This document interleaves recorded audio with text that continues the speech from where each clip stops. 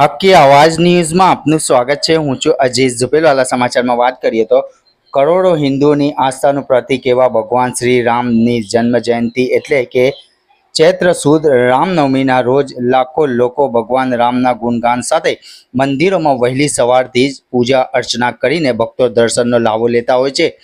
રામનવમીના પાવન પર્વના દિવસે સાવલી નગર અને મંજુસર સહિતના અનેક ગામોમાં જય શ્રી રામના નારા અને ડીજેના તાલે ભવ્ય શોભાયાત્રાનું આયોજન કરવામાં આવ્યું હતું। સાવલી નગરમાં વિવિધ હિન્દુ સંગઠન દ્વારા ડીજેના તાલે ભગવાન શ્રી રામની મૂર્તિ સાથે રામ ભક્તો જય શ્રી રામના જય ઘોષ સાથે ભવ્ય શોભાયાત્રા નગરના મુખ્ય રાજ્ય માર્ગો પર નીકળી હતી।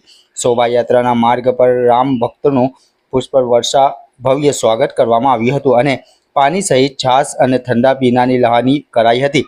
સમગ્ર શોભાયાત્રાના રૂટ પર કોઈ અનિચ્છનીય બનાવ ન બને તે માટે ચાપતો પોલીસ બંદોબસ્ત ગોઠવી દેવામાં આવ્યો હતો।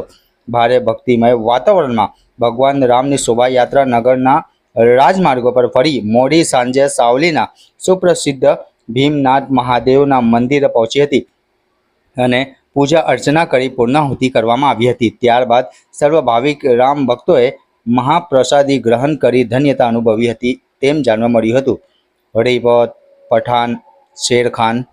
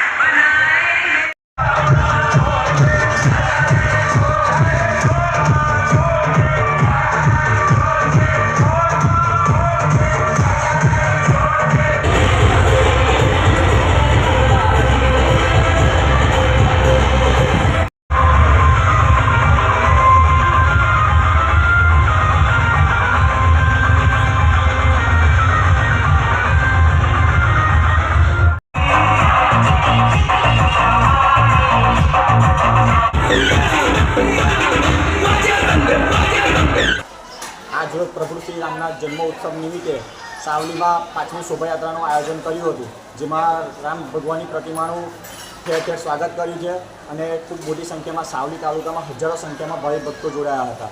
એમાં એ જ રીતે આપણે આશા રાખીએ કે દરેક વર્ષે આપણે આવી શોભાયાત્રા નીકળતી રહે, ખૂબ રામ ભક્તો જોડાય અને એવું લાગતું હતું કે આજે સાવલીમાં જાણે રામભાઈ થઈ ગયું હોય, રામ રસથી ભૂલી ગયું હોય એવું લાગતું હતું આજે।